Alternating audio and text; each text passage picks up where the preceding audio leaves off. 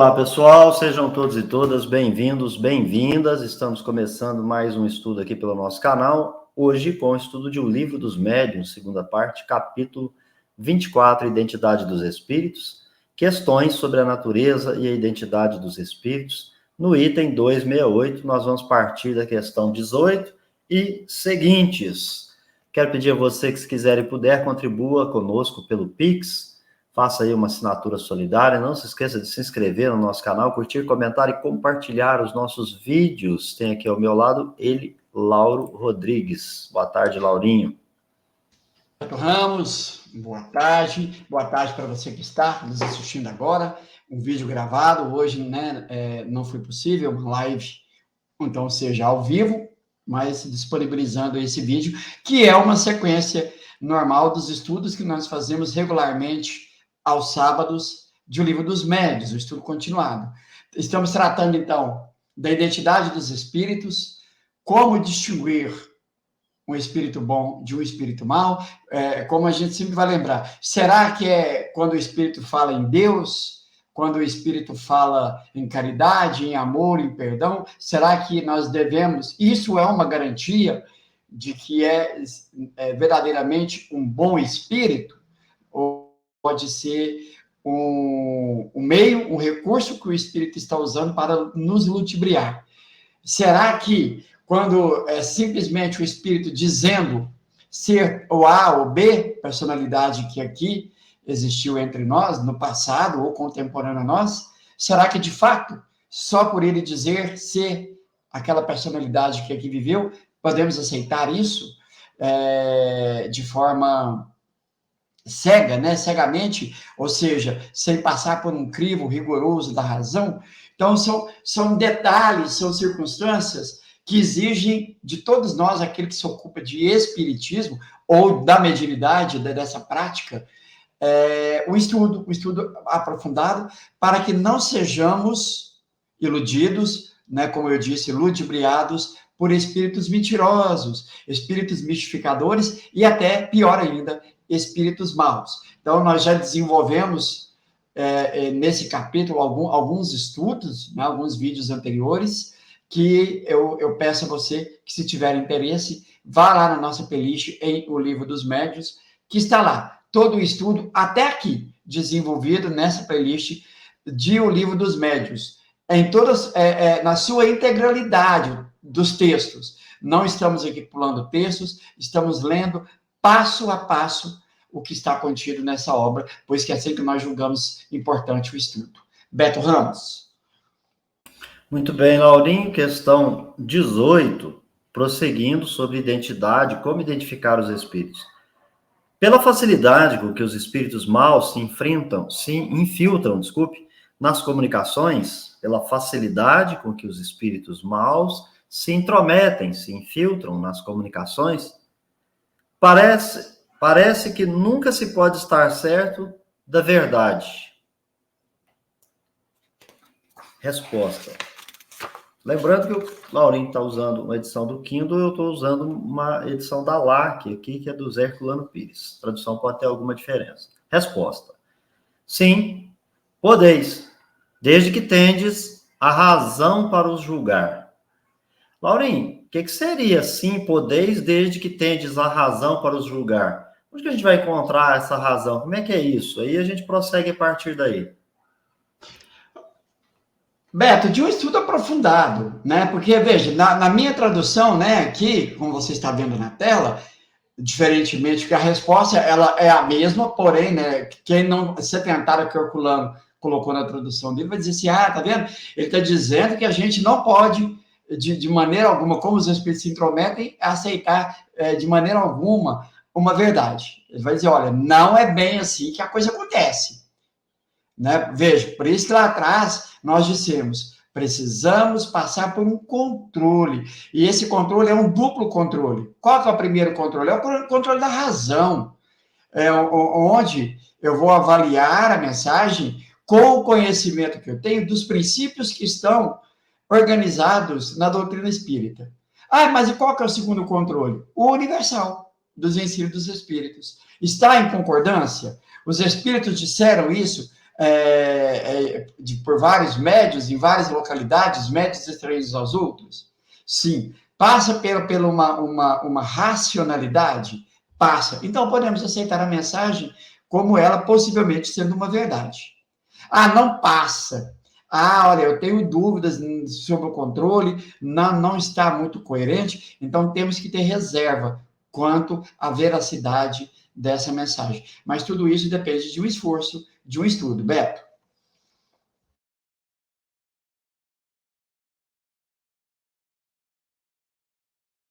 Muito bem, Laurinho. Então vamos prosseguir na resposta, né? Ele, na sua tradução, fica até bem interessante para a gente analisar. Ele vai dizer assim: olha, não é bem isso, não. Você tem juízo para apreciar as comunicações, né? Você tem, de fato, a sua razão, o seu juízo. E obviamente, eu provoquei o Lauro para dizer o seguinte: mas como é que eu consigo, né? Fazer um juízo de alguma coisa? Eu só consigo fazer um juízo de alguma coisa se eu tenho conhecimento. Então, eu analiso, eu não analiso, eu tenho conhecimento da escala espírita, eu não tenho, eu sei identificar o mau espírito do bom espírito, como é que isso acontece, né?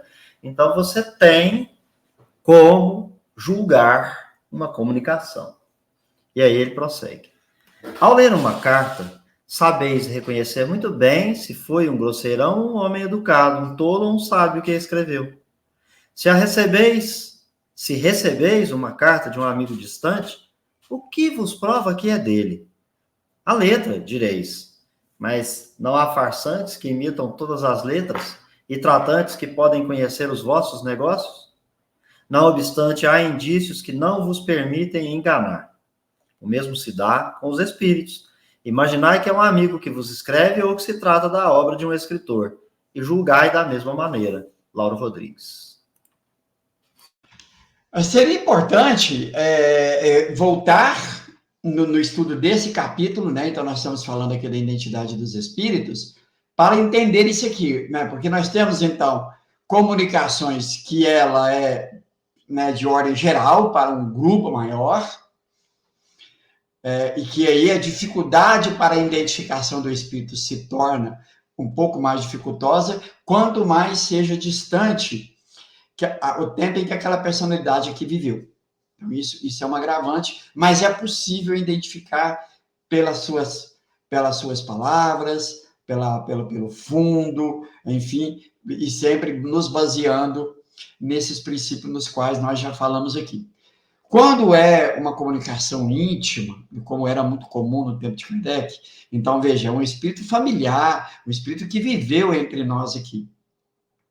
Ele, em algum momento, durante esse bate-papo, né, durante esse momento em que estamos nos comunicando com ele, e vice-versa, ele vai dando mostras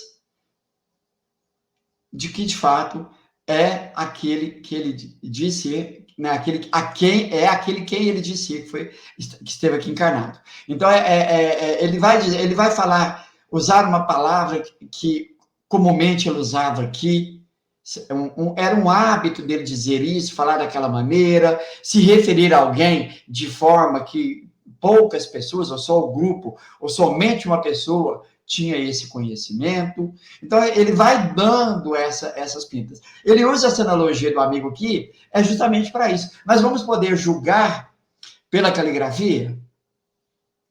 Não, porque nós sabemos que tem pessoas que falsificam e muito bem. Podemos julgar pelo que ele está falando, por exemplo, usando negócios? Não, pode ser que ele conheça muito bem sobre esse tipo de negócio. Então, trazendo essa comparação, né?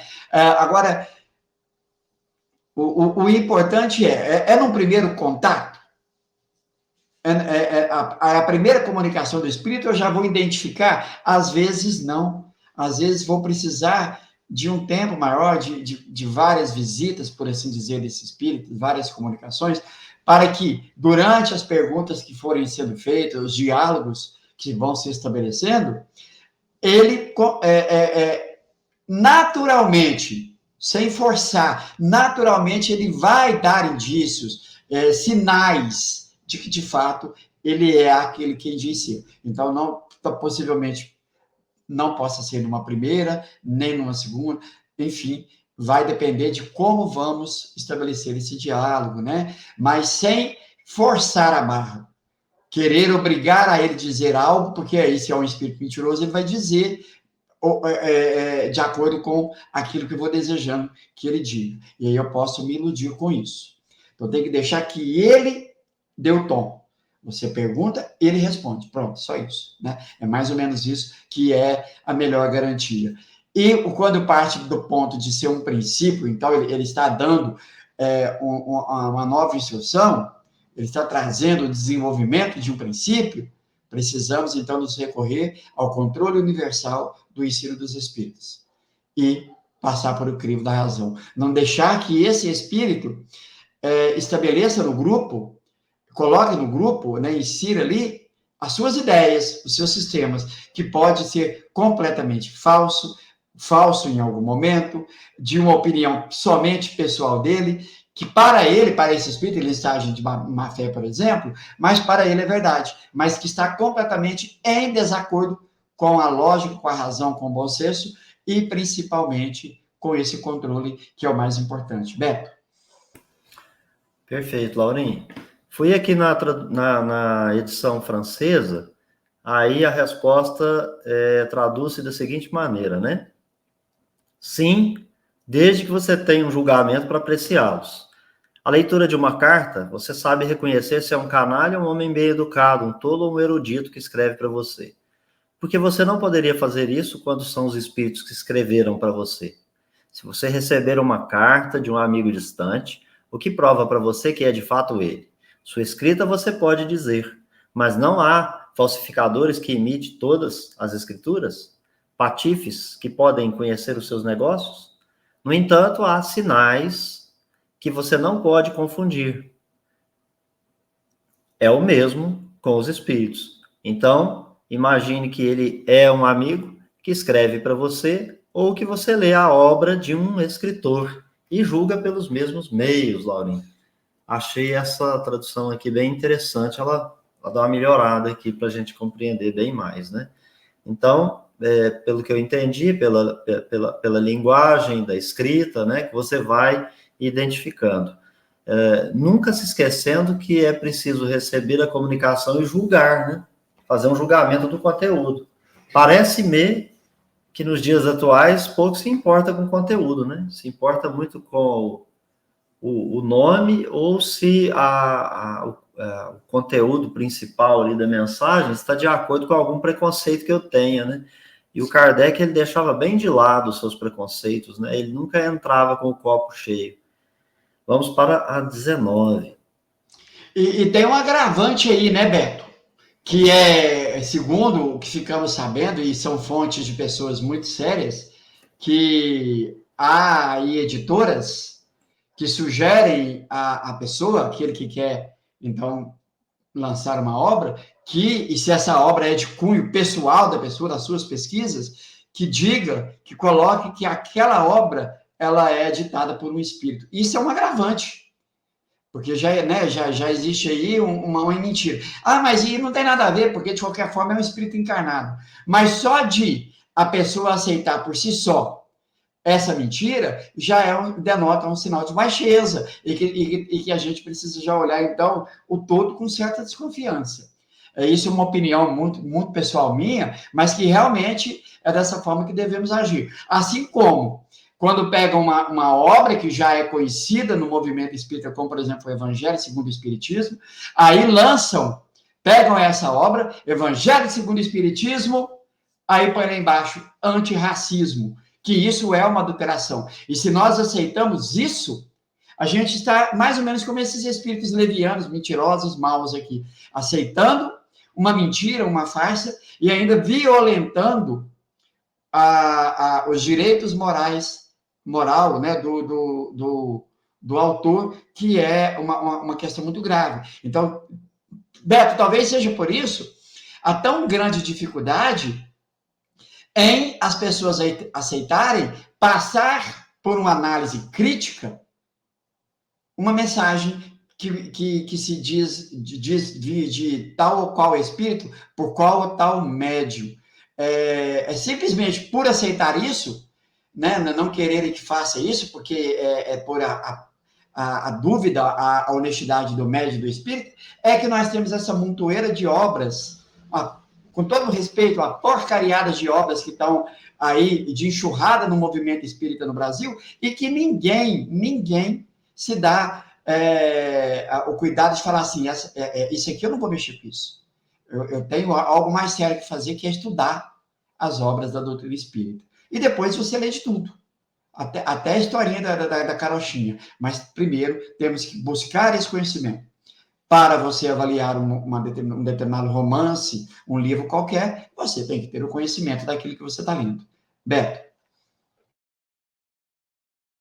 Certo, vamos voltar então para a questão 19. Os espíritos superiores poderiam impedir que os espíritos maus tomem nomes falsos? Certamente que o podem. Mas quanto piores são os espíritos, mais teimosos são e frequentemente resistem às injunções. Convém saber que há pessoas pelas quais os espíritos superiores se interessam mais do que por outras. E quando julgam necessário, sabem preservá-las da mentira. Contra essas pessoas, os mistificadores são impotentes, Lauro Rodrigues. Então, está vendo a questão moral aqui, né? Os espíritos podem usar nomes falsos? Pode se intrometer numa comunicação? Podem. Os espíritos superiores, eles podem coibir para que o espírito não atue sobre um grupo? Pode, mas existe só um grupo? Né? Ou existe só um grupo que pratica a reunião mediúnica? Médium é só? Não, então, onde tiver médiums, onde tiver grupos, os espíritos vão. E se eles encontrarem ali pessoas de pulso fraco, né? De uma vontade fragilizada, é claro que eles vão obstinar ali, eles vão insistir, porque ali eles conseguem encontrar vazão para impor as suas ideias. Aí pode existir aquele que vai dizer assim, mas os espíritos superiores podiam proibir que eles não atuassem assim de forma alguma. Não é assim que funciona. Não é assim. Nós temos que lembrar que existe um tal de livre-arbítrio. O espírito pode até desejar não deixar que aquela criatura se intrometa, mas no grupo tem pessoas que estão em acordo com aquilo ali, vai acontecer. Como? Se existe um grupo onde a coisa é séria, onde as pessoas realmente usam para o estudo, para a instrução, é claro que os espíritos superiores não vão deixar não permitam que isso ocorra, porque eles não querem que o grupo seja prejudicado por um mentiroso, pois que o grupo é sério, mas precisa ter esse critério, né? Que aí é uma questão moral, Beto. Muito bem. A próxima questão ela é bem interessante, né? Qual a razão dessa parcialidade? O espírito responde: isso não é parcialidade, é justiça. Os espíritos bons se interessam por aqueles que aproveitam os seus conselhos e se esforçam seriamente para melhorarem. São esses os seus preferidos e os ajudam. Mas poucos se importam com aqueles que os fazem perder o seu tempo em belas palavras. Nossa, Laura, isso é tão atual, viu? Passo para você. Então, é isso, Beto. É isso. Nós vamos ficar pensando que espíritos superiores vão ficar dentro de uma casa espírita, por assim dizer, perdendo tempo com médiuns que não querem nada com nada, com pessoas que ali estão simplesmente brincando de espiritismo, de mediunidade? Claro que não. Claro que não. Eles vão em busca de grupos sérios, porque pensar que eles vão ficar perdendo o tempo deles para com esses que não querem ter um discernimento, usar a razão, estudar. Não é só essa questão de caridade material, não, gente. Isso está ultrapassado. Nós precisamos avançar no campo das ideias. Beto? Mas a pessoa vai ler aqui, Laurinho, conselho. Aí eu já vi em casa espírita que, de repente, lá do nada, aparece um conselho para tratar da organização, da estrutura física daquela instituição, ou até de questões inerentes às relações humanas. O nosso bem proceder já está delimitado no Espiritismo. é a questão 629 seguintes.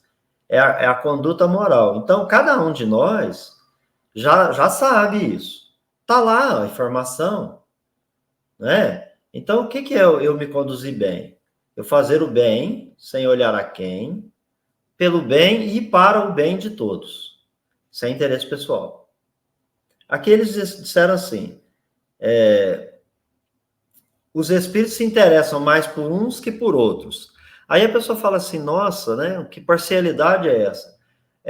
Não funciona com parcialidade, funciona pela lei da atração, é sintonia e preferência, lei das afinidades. Então, ele vai dizer assim, mas quem que se afina mais com o espírito superior? Aquele que ouve seu conselho, medita sobre ele e aproveita para aplicar a si mesmo. E aí, o esforço, ele é aparente, está se esforçando para se melhorar, está tentando reprimir os maus pendores. Então, os espíritos vão se aproximar mais desses. E vão impedir o acesso a espíritos mistificadores. Ao passo que depois ele coloca assim para a gente, ele fala, olha, espírito superior, ele pouco importa com aqueles que os fazem perder o seu tempo em belas palavras. De certa maneira, Lauro, me faz pensar no conteúdo de certas mensagens que não tem lógica, mas que é entremeadas com belas palavras, e que aqueles que vão extrair algo do conteúdo, ficam extraindo aquelas belas palavras como se sua bússola, como se isso fosse, de fato, o que ela deveria extrair. Não, ela tem que buscar a conduta moral. Será que o conselho está vindo aqui para manter ordem, fraternidade, solidariedade? Porque uma coisa ficou clara aqui, eles não tolhem o livre-arbítrio. Então, por que cargas d'água eles estão preocupados ali com certas organizações físicas, materiais ou relacionais ali de determinados grupos? Olha, Laura, eu penso que lá no grupo do Kardec havia essa chamada de proteção em razão de não ter outro nome, né? De ter ali uma certa, de fato, proteção. E o que alguns hoje em dia fica querendo, por algumas questões assim muito exteriores, que a gente precisa desconfiar muito, né? Fica querendo fazer parecer que há algum nível de proteção espiritual, quando a gente fala, o conteúdo não é legal. Né? Eu já ouvi casos aí de pessoas falar que o espírito aqui está falando para engarrafar determinadas coisas, usar uma garrafa PET, sei lá, umas coisas muito doidas dentro de centro que me parece que não é importante, né, Laura? Então, eu queria que você falasse um pouquinho dessa questão dos conselhos. Que tipo de conselho que é? Qual conselho que seria desses espíritos superiores? Beto, moral. Todo moral. Não, mas não, se o espírito começar a falar que tem que pintar parede, aumentar um cômodo, não sei o que. Gente, sai de banda que esse espírito é muito do mentiroso. Se não é uma manobra do médium. Quem está mistificando é o médium. Bom, mas e o que é pior, Beto? Dentro do que você falou, da questão 629 seguintes, nós temos que levar em consideração, não basta ser bom. Tem um agravante. Tem que ter vontade, esforço. Que às vezes a pessoa é muito boazinha, é uma ovelha, mas é tola, é preguiçosa, que não quer nada com nada. Gente, os espíritos vão se filtrar. O que nos garante é ser perseverante, né? Cuidar da parte moral, cuidar do estudo e ser justo. Você quer ver, por exemplo, você citou a sociedade. Muitos vão dizer assim, não, a sociedade era protegida porque era Kardec e era para estruturar a doutrina espírita. Falso. A sociedade ela era bem protegida porque tinha um líder ali. Desculpem. Tinha um líder ali que era muito, mas muito sério. Allan Kardec. Se vocês olharem os estatutos, vá lá no capítulo que trata das sociedades e dos grupos para vocês verem o que era o Estatuto da Sociedade, os artigos que lá estão. Lá não tinha esse negócio de médium fazer o que quer, associado fazer o que quiser, não. Era sério. Se não seguisse a rigor o que ele estava, ele era excluído do grupo. Porque para Kardec, para não ter invasão de espíritos mentirosos, tem que ter essa seriedade. E não é porque Kardec era um espírito superior, é um espírito superior, ou porque lá tinha. Não, é porque exigia de todos essa seriedade. Porque hoje o Kardec pode ser um espírito superior, poderia ser, né, naquela época, ali na personalidade de Allan Kardec, um espírito superior. Mas aí ele tem um grupo onde as pessoas são levianas e ele, por complacência, aceita. Pronto, caiu, todo o edifício caiu. Os espíritos vão se intrometer porque eles acharam brechas. Agora, quando você tem uma pessoa que é líder e naquele grupo ali tem participantes que não querem nada com nada, esse líder, sendo rigoroso, põe para fora, exclui, para manter a organização, a seriedade do grupo, da sociedade, das reuniões. Isso sim é manter-se em guarda, né, se proteger contra ataque de espíritos mentirosos. E é claro, Beto, o que nós vamos perguntar para os espíritos? Do que nós vamos tratar? Por que nós vamos evocar? Por que os espíritos superiores estão se manifestando espontaneamente no nosso grupo? Tem uma razão, hein? Se estão manifestando e são espíritos realmente superiores, é porque o grupo é sério. Se isso é uma constância. Então, né, isso tem que ser levado em consideração. Beto Ramos. Estou anotando um monte de coisa aqui, viu, Laurinho? Porque, então, o Espírito respondeu, né? Qual a razão dessa parcialidade? Fosse parcialidade? Não. Justiça. Os Espíritos bons se interessam por quem? Por aquele que faz frutificar seu trabalho, está aproveitando. O espírito superior não perde tempo, gente. Ele está sempre em atividade. Imagina a atividade que ele estivesse perdendo tempo, né, Laurinho? Aí não faz sentido. Ele tem que estar ativo todo o tempo, mas ele tem que ser útil. Ele tem que se tornar necessário. E ele vai se aproximar ao que está seriamente se esforçando para melhorar. Mas olha, o meu esforço para melhorar faz eu vibrar numa determinada frequência que quem não está se esforçando, não está. Será que a nossa frequência é a mesma do preguiçoso? Não vai ser, não é? São esses os seus preferidos. Então, o conselho é moral, como o Lauro disse. E eles observam a sua vontade e o seu esforço. Lauro, mas é tão interessante que essas perguntas do Kardec faz a gente raciocinar o seguinte: a teoria até então era toda heterônoma. É com o espiritismo que vai mudar essa ideia para a autonomia. A gente vai ver isso na questão seguinte, quer ver? Ele vai dizer assim: por que Deus permite aos espíritos o sacrilégio de usarem falsamente nomes veneráveis? Poderias perguntar também por que Deus permite aos homens mentir e blasfemar. Os espíritos, como seres humanos, têm seu livre-arbítrio, para o bem e para o mal. Mas nem uns nem outros escaparão à justiça de Deus, né?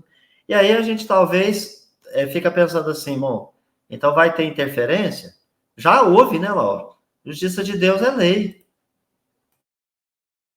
Exatamente, Beto, exatamente. Como aqui nós temos, e foi bem respondido pelos espíritos, aqui nós não temos entre nós aqui pessoas que mentem, pessoas que usam de má fé, e tem aqueles que aceitam, né, até por ser um coração bom ou por ingenuidade. Da mesma forma, gente, o que é um espírito? O espírito é no nosso, né, que povoa o nosso globo aqui, por exemplo, ele foi um desses encarnados, que ao deixar o corpo, ele continua com as suas mesmas manias. Não vira santo da noite para o dia, não. Então, por que nós vamos querer achar que nós estamos com um grupo aqui, a gente doa marmita, faz sopa, enxoval e conversa doce, na hora de falar de Jesus faz um beiço mole, aquela coisa toda, na hora que vai fazer uma prece quase que chora, porque Deus não vai permitir. Isso é um engodo, isso é uma mentira, é uma ilusão. É uma ilusão. o que vai nos garantir mesmo é tudo aquilo que a gente está dizendo desde o início desse vídeo aqui. Tomar todos os cuidados possíveis, né, por uma conduta moral reta e por um estudo perseverante para que você obtenha o conhecimento necessário para se colocar em guarda desses ataques. Porque Deus não vai proibir, gente. O livre-arbítrio está aí. A partir do momento em que Deus intervir, dizendo esse espírito, aquele não pode incomodar aquele ou aquele grupo ali, significa que essa lei de Deus, ela é falível. Porque o próprio Deus, ele violentou ela. E se ela é perfeita, o livre-arbítrio é uma lei perfeita, é um princípio, então é claro que Deus, sendo o criador dessa lei, não vai mexer nela. Para a nossa vontade, de forma alguma, Beto. Muito bem, Laurim. Só falar para o pessoal, né, que o Laurim mora num local privilegiado, com bastante aves, cachorros, e ainda tem uma linha de trem de ferro ali que passa e de vez em quando faz alguns barulhos. Então, nós temos aí os nossos barulhos, né, da live aí bem peculiares, né? Então, só para o pessoal se ambientar, né?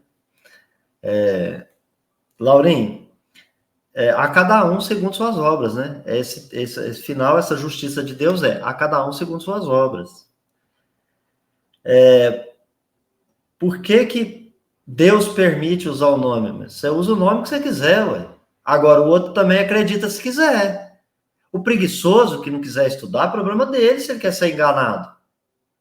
Ah, mas então você está sendo cético. Ontem a Marisa conversava com a gente, né? E nós estamos gravando o vídeo numa sexta-feira, viu, gente? Então eu estou falando da presença da Marisa aqui na quinta-feira. Ela comentava, né, dessas situações aqui que a gente está sendo remetido, né? Questão de livre-arbítrio, cada um é responsável por si. Vai haver uma intervenção divina, né? Cada um de nós tem essa propensão. E aí a gente vai afastar ou a gente vai atrair. Agora, você tem que usar isso de um modo bem interessante, né?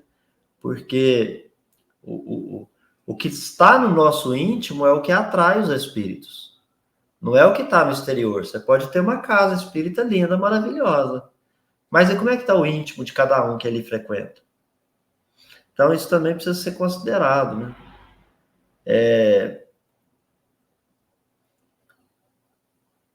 Nem todos escaparão à justiça de Deus, né? Então, você tem uma lei de liberdade. O que você fizer, isso vai repercutir alguma coisa. Então, a gente tem os livros aqui para poder estudar. Aí você pega uma mensagem, a gente já fez esse exercício aqui, né, Laura? Como que é complexo? Como é que é difícil? É bem difícil. Então, eu creio que as pessoas precisam tentar compreender, né? Não é Deus que permite ou deixa de permitir. Não, Deus criou as leis. Nós é que vamos evoluir segundo essas leis. Uns vão mais rápido, outros vão demorar. Mas nós vamos ser produto de nossas próprias ações, né? Ele fala na 22, Laurinho, há fórmulas eficazes para expulsar espíritos mentirosos? Aí ele diz assim, fórmula é matéria. É preferível um bom pensamento dirigido a Deus. Ele nem falou prece, Laura. Ele falou um bom pensamento. Como é que eu vou atrair bons espíritos, né? E eu acho que o melhor pensamento é aquele que aproveita o conselho do espírito se esforçando seriamente para se melhorar. Laura. É isso, Beto, que nós temos uma ideia muito estranha de prece, né?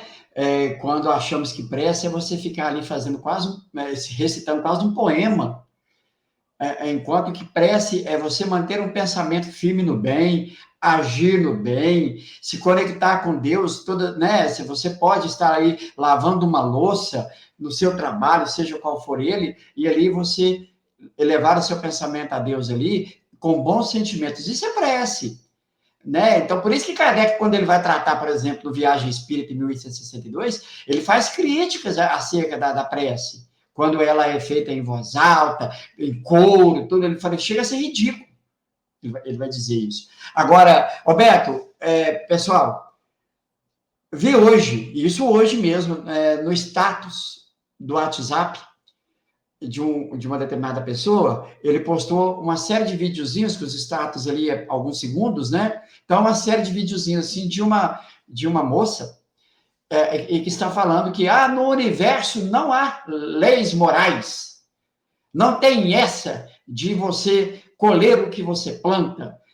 Que não sei o que. Tá. E aí, essa pessoa que postou se diz espírita. Então, eu fui obrigado, me vi na obrigação de chamá-lo e falar para ele, cara, você prestou atenção no que essa mulher está falando? Essa mulher, ela não está levando em conta a pluralidade das existências. Ela nega até, aqui em certo ponto, a existência de Deus. Ela nega a justiça, a bondade de Deus, a essa inteligência suprema. Ela nega que o sofrimento do espírito é inerente à sua inferioridade. Então, há uma consequência, e essa consequência está ligada à inferioridade, à imperfeição do espírito. Aí falou, Laura, eu não tinha pensado nisso. Eu falei, pois então, se eu fosse o senhor, eu corria lá e excluía tudo. Porque se você é espírita, você está indo contra, cara. Você não prestou atenção na mensagem. Aí ele correu lá e apagou tudo, sabe? Por quê? Porque pegam a coisa, a mulher fala muito bem, além do que é muito bonita, e aí o cara põe, mas ele não presta atenção no conteúdo, que é o importante. E falta-lhe o conhecimento de tudo isso que aqui foi exposto. Princípios, que o primeiro deles, o maior de todos, é Deus. Sem esse princípio, o resto desmorona. Fala, eu não tenho dúvida de existência de Deus. Então, você não pode ser espírita. Porque se tem uma coisa que o espírita tem certeza, deve ter certeza, é da existência de um ser supremo. Até porque é a primeira questão do nosso livro filosófico, que é o livro dos Espíritos, que é Deus. Beto. Muito bem, Laurinho. Então, vamos para 23. Certos espíritos disseram possuir sinais gráficos inimitáveis, espécies de selos pelos quais se pode reconhecer e constatar sua identidade. Isso é verdade? Os espíritos superiores só possuem como sinais de sua identidade a elevação de suas ideias e de sua linguagem. Qualquer espírito pode imitar um sinal material. Quanto aos espíritos inferiores, traem-se de tantas maneiras que só um cego se deixa enganar por eles, Laura. Beto, né, chover no molhado aqui. A pergunta de Kardec é muito interessante, e hoje, na atualidade, nós vemos as pessoas ficarem prestando atenção como se como é que eu vou me dizer aqui para vocês? O que acontece na natureza, como se fosse um sinal, uma premonição de algo que vai acontecer. É um cometa, isso é mau presságio. O espírito, ele imprimiu não sei o que nele, porque é o espírito bom. O espírito de luz, aí já chama o espírito de luz, porque, gente, nós precisamos ser racional, né? Como é que nós vamos olhar para uma comunicação? Não é o espírito dizendo, colocar tal ou qual sinal, amuleto, palavras cabalísticas, nada disso. Olhar a linguagem, a profundidade das suas ideias, a sua superioridade no que diz respeito à inteligência e à moralidade. É isso que a gente tem que nos apegar. Mas, para isso, vou repetir de novo, tem que se estudar. Não pode ser de outra forma. Ficar imaginando que nós vamos perceber as coisas por sinais exteriores é continuar com aquelas ideias místicas, sobrenaturais maravilhosas, né? Que para o Espiritismo também é ultrapassado. Beto. Vamos para a próxima pergunta, que eu achei ela super interessante, Laurinha. Os espíritos inferiores não podem imitar também o pensamento? Imitam. Imitam o pensamento como os cenários do teatro imitam a natureza. Ou seja, né, Laurinha? É totalmente imperfeito. É o que ele respondeu anteriormente. Só o cego não enxerga. Exato, Beto. Você já disse tudo. Você pode criar qualquer tipo de cenário, mas ele nunca vai ser igual o que é natural, o que é da natureza. Você pode querer imitar um poeta nosso aqui, um ilustre poeta nosso, que nunca você vai ser igual a ele, pois que você não tem esse conhecimento, Beto. Leva em consideração, Lauren, que eu acho que o espírito é bem objetivo nesse ponto, porque é o seguinte: o teatro, ele é um lugar onde você vai colocar uma plateia ali na frente, você vai ter um espaço onde as pessoas vão fazer as cenas, e esse cenário, ele é meio mambembe ali. Entra, sai, então é uma pintura tentando mostrar uma árvore, ou é algum isopor. Então, são coisas facilmente detectáveis e reutilizáveis. E no teatro, nunca você vai conseguir reproduzir a natureza. Por mais que você tente usar grama, capim, etc., porque o próprio lugar e o espaço não permite.